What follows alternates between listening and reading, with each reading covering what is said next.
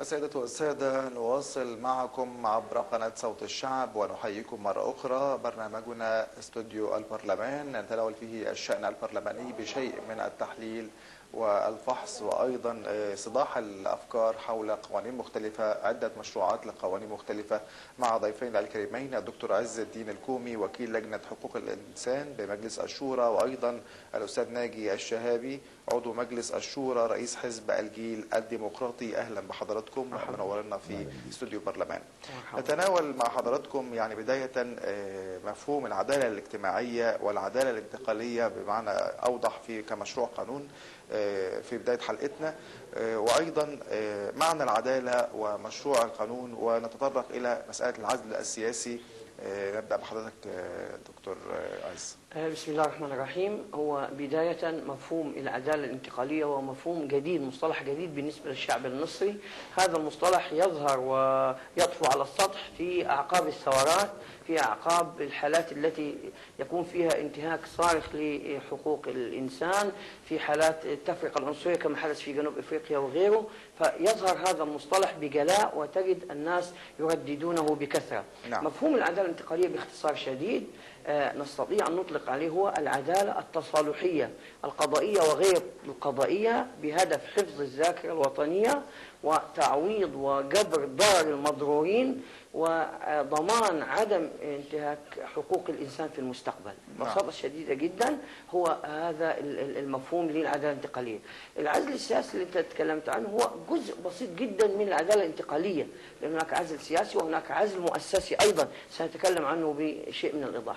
العدالة الانتقالية لها عدة آليات. إذا أردنا أن نطبق العدالة الانتقالية لها عدة آليات. قبل أن أتكلم عن الآليات نتحدث أن هناك دول سبقتنا سواء على المستوى الإقليمي أو المستوى الدولي في موضوع العدالة الانتقالية. أما على المستوى الدولي هذا المصطلح ظهر بوضوح عقب الحرب العالمية الثانية في محاكم نورنبيرغ في ألمانيا، في محاكم طوكيو في اليابان لمحاكمة النازيين ومن تسببوا في الانتهاكات جسيمة وقتل عدد كبير من الناس.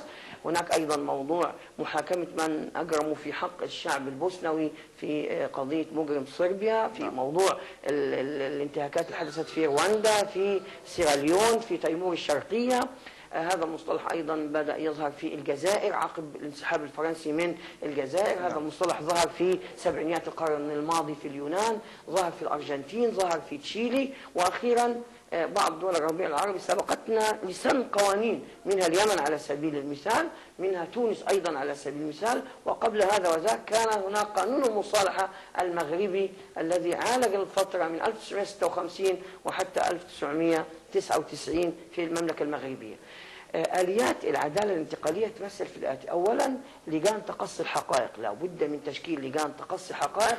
هذه اللجان مهمتها تكمن في معرفة المشكلة، ثم معرفة من الذي تسبب في هذه المشكلة، ثم وضع حل لهذه المشكلة. دي الجزئية الأولى أو الآلية الأولى.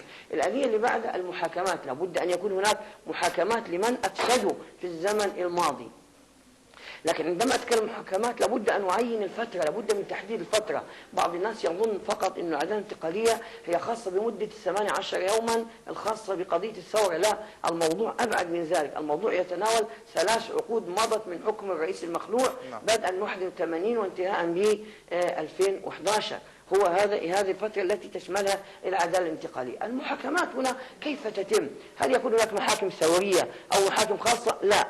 الآن نحن انتقلنا من مرحلة الاستبداد إلى مرحلة الثورة، ومن مرحلة الثورة إلى مرحلة الشرعية الدستورية. هذا يتضمن أن يكون هناك محاكم نحن يعني تجاوز نسميها محاكم العدالة الانتقالية، لأن بعض الألفاظ والمصطلحات تثير الحساسية، فهي محاكم العدالة الانتقالية. من الذي مسؤول عن تشكيل هذه المحاكم؟ الموضوع برمته سيلقى إلى المجلس الأعلى للقضاء، هو الذي سيشكل هذه المحاكم ويعينهم بعد ترشيح الجمعيات العمومية للمحاكم لهم. هذه المحاكم أيضا لابد وهي تقوم بعملية المحاكمة لا تنسى أبدا قضية المعايير الدولية للعدالة. يعني هذا المتهم الذي سيحاكم لابد أن توفر له الضمانات الكافية لضمان محاكمة عادلة. هذه المرحلة الثانية أو الآلية الثانية. الآلية الثالثة لابد من جبر ضرر المضرورين. من أضيف في الزمن السابق الشاب الذي حرم أن يكون معيدا في الجامعة، الشاب الذي حرم أن يكون عضوا في النيابة العامة، الشاب الذي زج به في السجن، الشاب الذي ضاع عليه المؤهل، لابد أن يحاسب. من تسببوا في قتل الثوار وأفلتوا في مهرجان البراءة للجميع لأنه لم يكن هناك أدلة كافية قدمت إلى القضاء. لم تنظر المحكمة أيضا إلى الصفة التشريحية لجثث الشهداء، لم تنظر المحكمة أيضا إلى لجان تقصي الحقائق التي شكلت إبان المرحلة الانتقالية. فلا بد من محاكمات ثم يتبع جبر ضرر المضرورين. جبر الضرر هنا ينقسم لقسمين، في جبر مادي وجبر معنوي.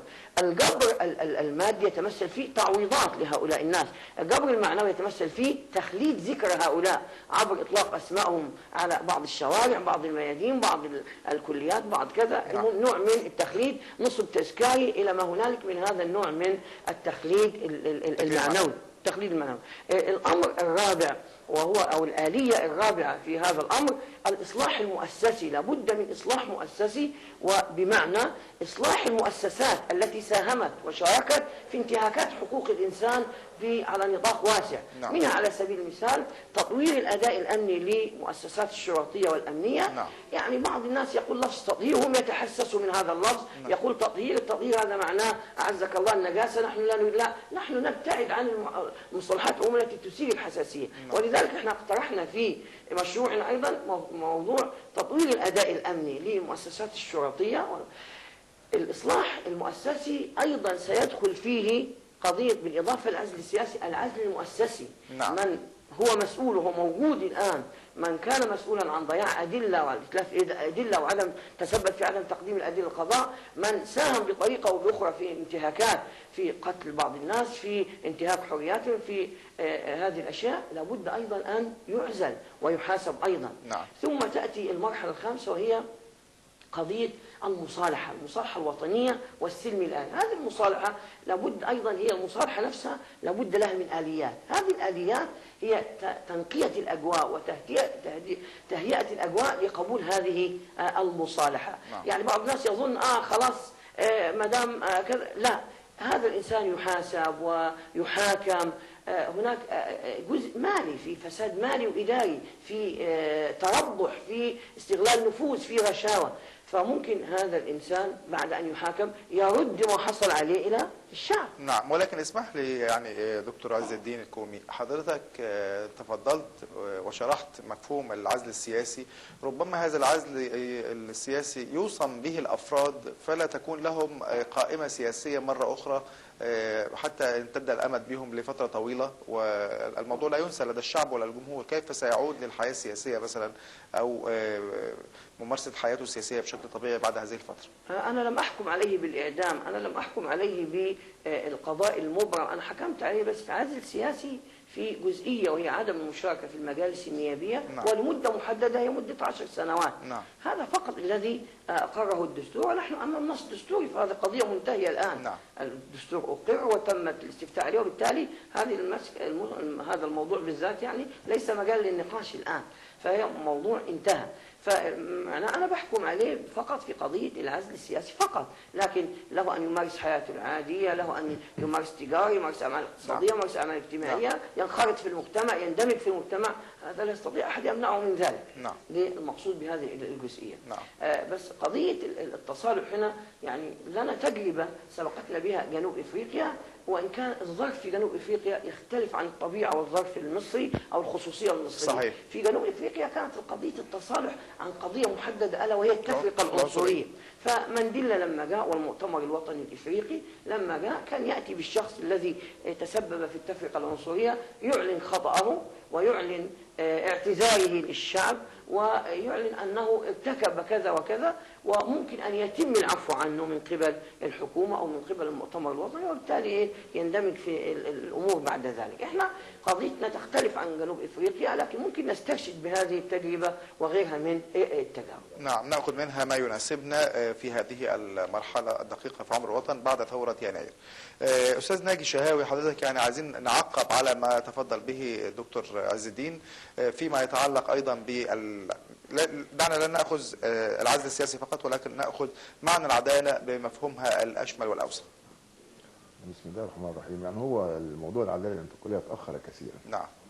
يعني هو كان المفروض يتعمل عقب ثوره الشعب المصري في 25 يناير، ويبقى له مفهومها الشامل، ويكون واخد يعني لما يكون المنطلق بتاعها منطلق اسلامي. نعم. عن سيدنا رسول الله صلى لما الله عليه دخل وسلم. مكه عليه الصلاه والسلام، جاب كفار مكه قال لهم ماذا تظنون اني فاعل بكم؟ نعم. قالوا اخ كريم وابن اخ كريم. قال فاذهبوا فانتم الطلقاء. نعم. لا انا كلام اخي العزيز الدكتور الدين القومي قال لك عداله تصالحيه. العداله التصالحيه بتتناقض مع العدل السياسي. العداله التصالحيه بتتناقض مع تجريس اعضاء الحزب الوطني. انت بتعمل عداله تصالحيه. نعم. انت وانا افهمها انك انت عايز تدمج هؤلاء كلهم في المجتمع بحيث يبقى المجتمع روح واحده. صحيح. انا مش ابني وانا بص ورا كل شويه. نعم. الدكتور عايز يقول لك في 3 عقود ده احنا هنعملها كلها محاكم تفتيش بقى. ده احنا هنخلي الوطن كله جروح. لما اقعد ابص 30 سنه ولا لورا واجيب كل واحده وبعدين مساله تقصي الحقائق مين اللي هيشكلها؟ وهذا كلام برضه محل نظر. مين؟ مجلس القضاء الاعلى يا ست النائب. ماشي. يعني لجان تقصي الحقائق انا ما اعرفش خط سيرها ايه؟ هل يبقى بشكل انتقامي؟ ما انت الهدف الاساسي من العداله الانتقاليه هو ادماج هؤلاء ويبقى في عداله تصالحيه والمجتمع ما يبصش ورا. انا افهمها كده ويمشي لقدام. طب هل يمكن الاسترشاد بتجربه جنوب افريقيا فيما يتعلق جنوب افريقيا فقط في هذه الجزئيه؟ ما عناه نعم. الشعب الاصلي الشعب الاسود اقصد بكثير من ما عناه الشعب المصري. صحيح. لان تفرقه في كل حاجه، تفرقه العنصريه هناك والبيض راكبين ومع ذلك هو خلها من عندنا. ممكن ندينا ما يسالوه قال لهم دول جايين تسالوني ما انت عندكم في دينكم ورسولكم الكريم صلى الله عليه وسلم خير قدوه في هذا المجال. وبالتالي انا شايفها هي اجتهادات من لجنه حقوق الانسان ولم تصل بعد لمرتبه القانون. يعني ما فيش قانون اتقدم لنا في مجلس الشورى حتى الان علشان نناقشه، ولا في حكومه ولا في قانون جه من الحكومه. وبالتالي ده كويس ان ده يفتح الباب لحوار مجتمعي واسع بحيث كل الافكار اللي طرحها الدكتور عز نتناقش معاه فيها بحيث نصل الى الهدف اللي احنا عايزين نبني مصر القويه اللي تحقق اهداف ثوره 25 يناير وما يكونش في واحد من الشهداء او من مصاب الثوره او واحد من مصير اللي وقع عليهم دار الا ما نجيب له حقه.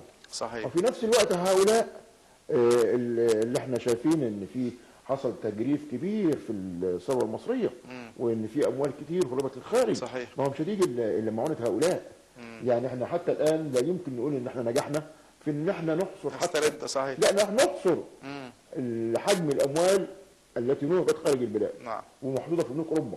ده الحكومه عندها حصر دقيق وكل كلام كله مرسل واجتهادات. نعم.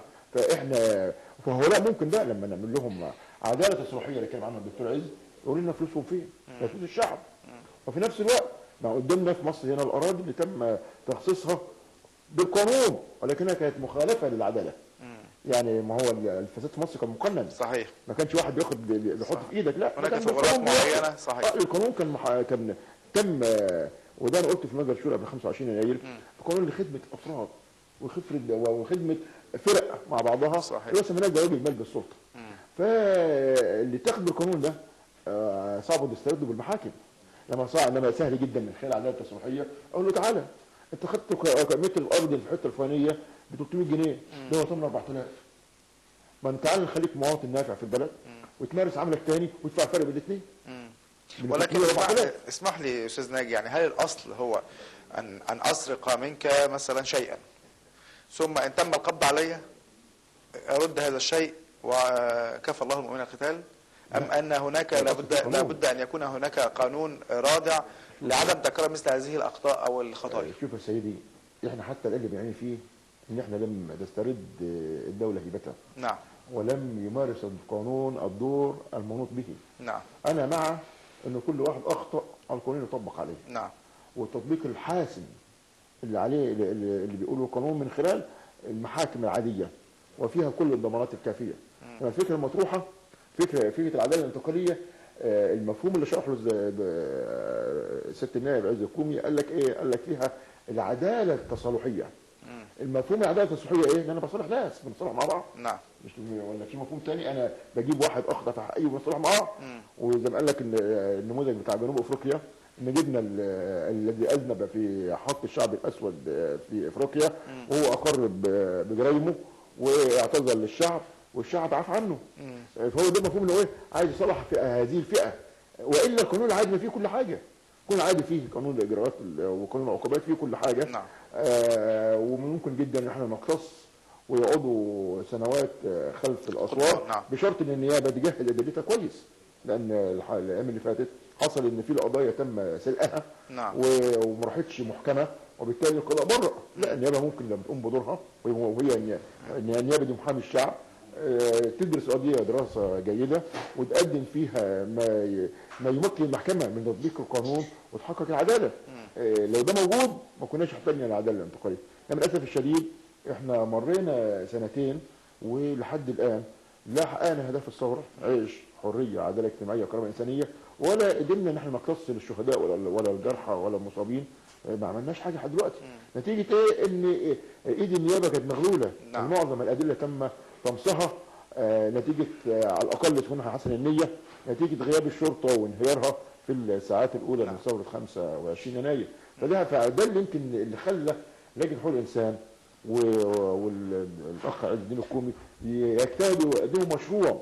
من خلال هذا المشروع انا من وجهه نظري، يعني انا مش عارف هو بقى ممكن يعقب عليه، من خلال هذا المشروع نتمكن من القصاص لكل هؤلاء. نعم. نتمكن من استرداد اموال الشعب التي نهبت، وفي نفس الوقت من ارتكب هؤلاء هو يدفعها. كل كلام ده يندفع طوعيه، يمكنهم ان هو يمارس حياته السياسيه. مش لازم السياسيه، لان في خلاص الموضوع ده موضوع دستور ومنتهي. نعم. ما تتكلمش فيه. يعني يمارس حياته الاقتصاديه. نعم. اللي كان يقول للمستثمر يمارس حياته في الاستثمار، وده هيعود برضه بالفائده على المجتمع. ان انت محتاج، انت عندك 3000 مصنع مغلق دلوقتي. محتاجين ان احنا عجله الاقتصاد ده دور، ونفتح فرص عمل للشباب العاطل، وفعلا نبني مصر الثوره واحنا قادرين عليها. مصر كانت بتمر بازمه اقتصاديه حاليا، انما عندها مقاومات دوله عظمى لسه ما تحت باطن الارض المصريه اللي باطنها لم يروحوا اسراروا بعض. نعم. دوله بكر. نعم. كل اللي خدوه شويه الاراضي وشويه بترول حتى مش بترول، لان هي شويه الاراضي اللي تم نهبها، وشويه قوانين من الجمارك كانوا بيتهربوا منها. انما اللي داخل اللي في باطن الارض المصريه لم يروحوا اسراروا. سيناء لم تروحوا اسرارها بعض، اللي هي فيها دوله ممكن تكون قادره التنميه في مصر. وكذلك الوادي الجديد والساحل الشمالي. فاحنا قدامنا فرص طيبه ان احنا نعيد بناء مصر النهضه بحق وحقيقي، بس شريطه ان احنا الماضي البغيض ده نشوف وسيله لاغلاقه مش فتحه. انا مع ان اغلاقه مش فتحه، ومش معنى الاغلاق ان انا الجرح بسيبه باسمه. نعم. لا، ده انا بطهره. نعم. ازاي؟ ان هو باعترافه باخد منه اللي نهبه، بقول له ارجع اشتغل بقى في الوطن. طب هذا يجرنا استاذ ناجي الى التساؤل الان، لكي نبني مصر يعني نريد ان نحدث المنظومه السياسيه. تبدا المنظومه السياسيه بقانون انتخابات. تتفق معي في ذلك؟ نعم طبعا. طيب، قانون الانتخابات سيؤدي ربما الى محاكم متخصصه ينص عليها في هذه التشريعات وهذه القوانين الجديده. نيابه للثوره تتوافق مع ثوره 25 يناير. كيف لنا ان نتكلم في جزئيه مشروع لقانون الانتخابات؟ يعني بس هو نيابه الثوره ده قرار النائب العام. نعم. يعني النيابات المتخصصه ده حق للنائب العام، وفعلا الراجل المشروع طلال عبد الله هو شكل نيابه للثوره متخصصه وعادها لمحامي عام اول لها، وبتمارس دورها، ونرجو انها بتمارس دورها تقدم المحكمه ادله كافيه. نعم. لان هو الفتره اللي فاتت ما فيش ادله كافيه، وبالتالي كان في مهرجان البراءه اللي اتكلم عنه دكتور عز الدين. حقوق الانسان الدكتور عز الدين الكومي. انما قانون الانتخابات هو تعديل لقانون مجلس الشعب، يبقى مجلس النواب، وهذا التعديل مجلس الشورى شغال فيه بقى 10 ايام ليل مع نهار. يعني للامانه يعني اللجنه التشريعيه برئاسه المستشار محمد توسن بتشتغل في اليوم من 10 صباحا ويمكن ل 11 مساء او 12 مساء، واعتقد ان الاخوه في الاستوديو مشاهدين وحريصين ما يبقاش في سلق للقانون. نعم. يعني الفتره اللي فاتت كان في فتره قبل 25 يناير كانوا بيسلقوا القانون ويرموه، وبعد كده وانا عاشت هذا في المجلس الشورى ده، ما دي الدوله دي. نعم. وبعد كده بيقول بعد ما يسلقوا القانون يجيبوه يطلع في التطبيق مشاكل، يوم يجيبوا لنا المجلس في نفس الدوره عشان يعدلوا القانون. فاحنا اتفقنا في اول جلسه، في الجلسه اللي هو مناقشه الموضوع من حيث المبدا، ان احنا ناخد نتأنى بحيث يبقى الماده يتم دراستها دراسه جيده وتبقى صالحه على طول. نعم. وبرغم احنا مزنوقين بالوقت، ان انت الوقت الدستور زنقك بيه. قال لك انك انت بعد شهرين من من اقرار الدستور الجديد تجرى انتخابات مجلس النواب. نعم. فشهرين منهم 45 يوم للمحكمه الدستوريه العليا. نعم. طبقا لقانونها. فانت عندك 15 يوم زنقه، يعني زنقه يعني. نعم. ومع ذلك لما لقينا في اول امس ان المساله مش قادرين نخلص القانون، مش قادرين نخلص. ما ممكن القانون يتعمل في ساعتين. الحكومه جايبه قانون يقعد 3 4 يخلصوه، انما احنا كل ماده بيناقشها الاحزاب كلها. يعني كل الاحزاب بتناقشها. وعلى فكره جابت الانقاذ اللي هي قطعت الحوار ممثله في المجلس باحزابها، وبالتالي هي بتشارك في المناقشه حاليا، ومناقشه القانون اللي جاي لنا من لجنه الحوار الوطني. وكل ماده بتاخد وقتها في متأني. وعشان امبارح في الجلسه جلسه امس احنا ما ناقشناش القانون من حيث ماده. نعم. اقرناه من حيث المبدا، لان لقينا مفيش. وعشان كده عملنا جلسه امبارح، يعني بقت جلسه عشان نعدل في مادتين في اللائحه وتاجل مناقشه القانون ليوم الاربعاء. وانا اعتقد ان بهذا النهج قانون التعديل هو اولا مش قانون، هو مشروع تعديل لقانون مجلس الشعب صادر سنه 73. اعتقد ان بهذا النهج لو استمر في الجلسه بهذا النهج اعتقد يطلع قانون متكامل ويعبر عن مصر بكل احزابها، ان كل احزاب مصر شاركت فيه وليس احزاب الحوار الوطني فقط. كل احزاب مصر شاركت في هذا القانون. وكل المحاذير اللي احنا للناس اللي الراي العام بيتكلم عنها واحنا بنتكلم عنها تم مراعاتها في القانون. واللجنه كانت والحقيقه المستشار محمد تسمن كان حريص ان يقسمها لوجهات النظر كلها. وانا شخصيا القانون مقدم فيه 26 تعديل ما شاء الله، برغم القانون نفسه اقل من 26 تعديل. انما في تعديلات اخرى انا تطرقت اليها سواء كان في قانون مجلس الشعب او في قانون مباشره تنظيم مباشره الحقوق السياسيه. وانا شايف ان في حرص ان هذا القانون بعد ما يخرج من مجلس الشورى يبقى قانون يجمع. ما يخليش حزب الاحزاب يقول لك انا مش هشارك في الانتخابات، وما يخليش حزب الاحزاب يقول لك انا كان ليا ملاحظات لن تاتي في هذا القانون.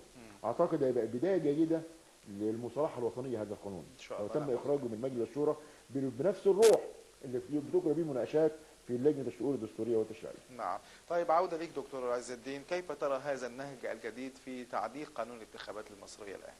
انا بتفق مع الاستاذ ناجي الشهادي.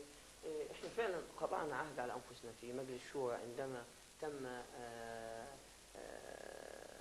استحقاق مجلس الشورى بان تكون له الصفه التشريعيه الكامله خلال هذه الفتره المؤقته، بانه لن يخرج قانون، ولن يخرج قانون من هذا المجلس الا ان يعرض للحوار المجتمعي الكامل مما يؤدي في النهايه الى نوع من التوافق الوطني. ويمكن يعني ارجع بس لقانون العداله الانتقاليه، هو الى الان لم يصل حتى الى مرحله اقتراح القانون، مجرد مناقشات. الان نحن في حاله عمل دائم طرح رؤى وعرض المشكلات وكيفيه التغلب عليها. بالضبط، لجلسات استماع من رجال الشرطه، من رجال القضاء، من رجال منظمات المجتمع المدني، من المنظمات الحقوقيه. ونحن ايضا سيتطور الامر بعد ذلك الى ورش عمل متخصصه في زيد عليها خبراء حتى من خارج مصر. ان شاء الله. فبعد ذلك ستتبلور كل هذه الرؤى في قانون.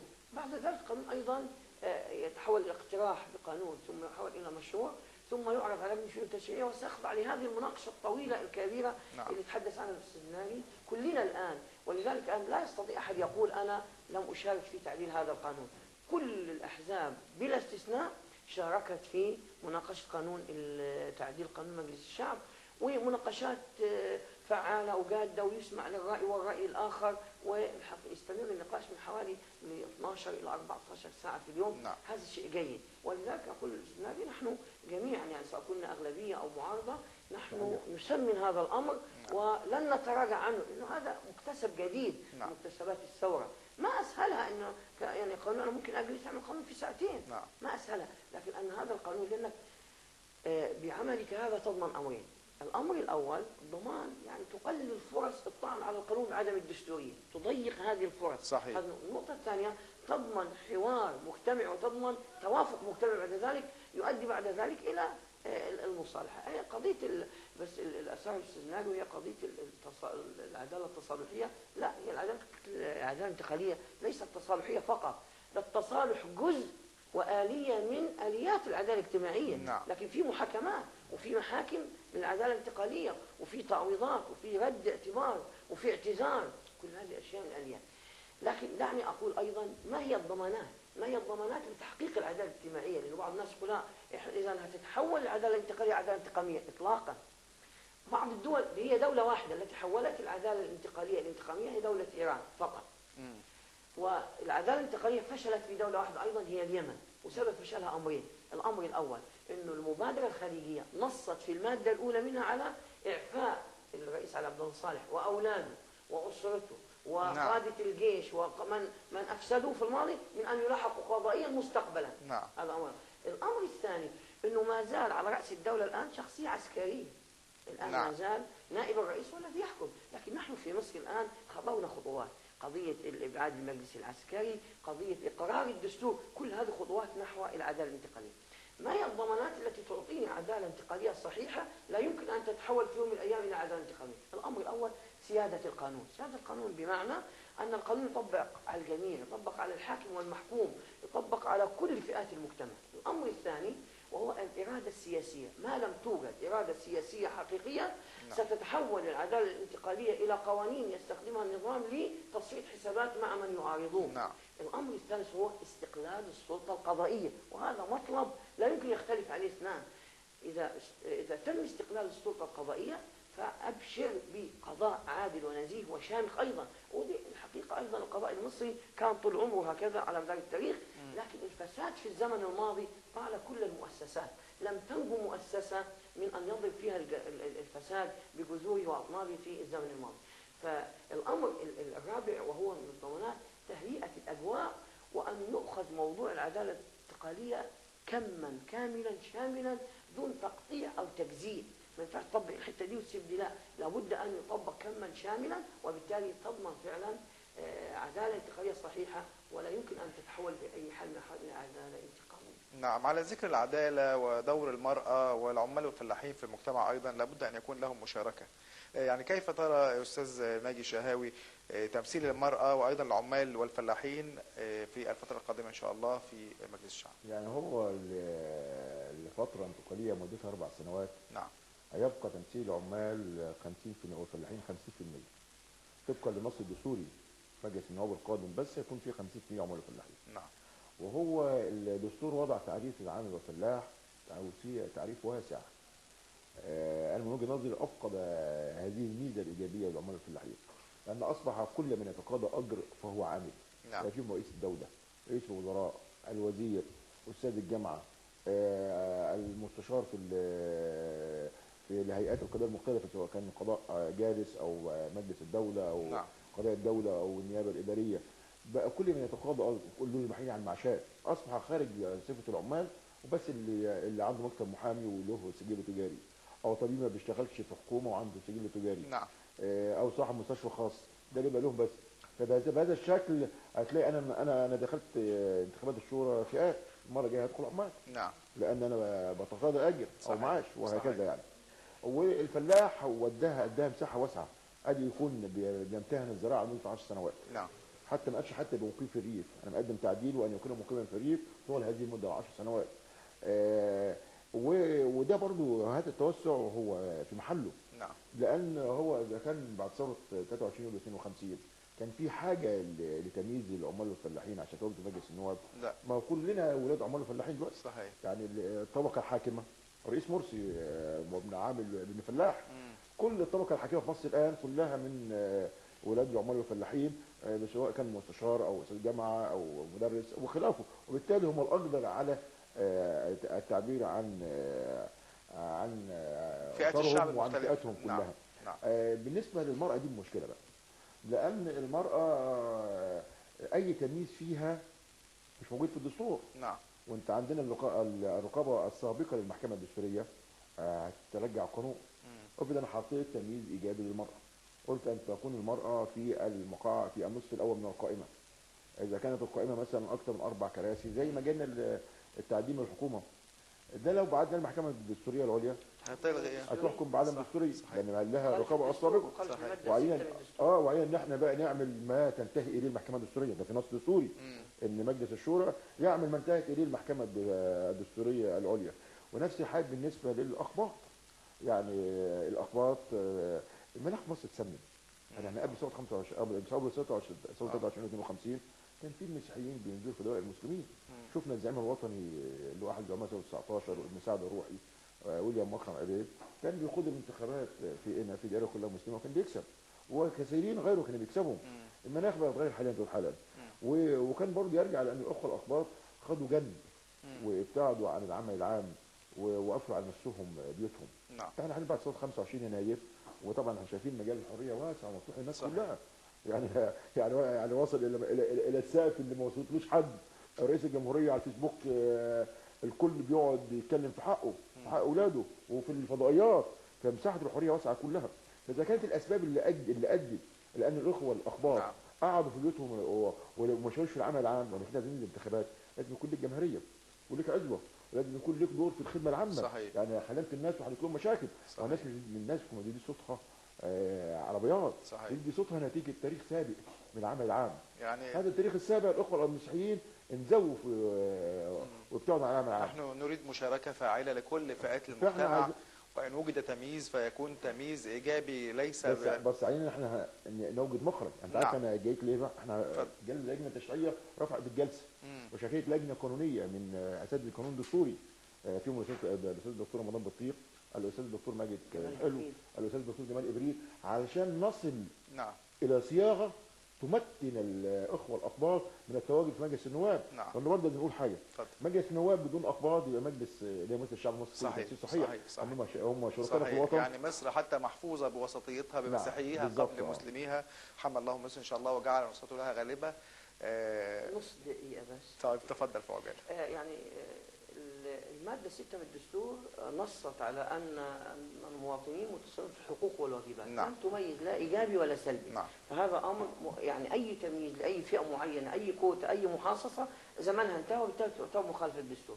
أنا يعني عندي حزب الحرية والعدالة على سبيل المثال له تجربة في هذا. يعني حتى في انتخابات مجلس الشعب الأخيرة كان هناك مرشح قبطي على القوائم، الأستاذ أمين اسكندر، ونجح. قبل كده في 87 كان الأستاذ جمال أسد ونجح. وحتى حزب الحرية والعدالة جعل على رأس قائمة امرأة السيدة وفاء مشهور، كانت على رأس القائمة امرأة. فهذا الأمر ليس بجديد علينا. عايزينه بقى يتوسع فيها بقى إن شاء الله. إن شاء الله.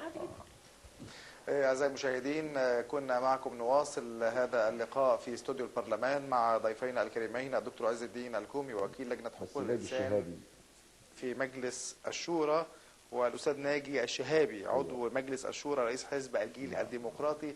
نشكرهم جزيل الشكر، وعلى أمل اللقاء بكم إن شاء الله لطرح عدة موضوعات تهم الرأي العام وتهم الشعب. نشكر لكم حسن المتابعة، والسلام عليكم ورحمة الله وبركاته.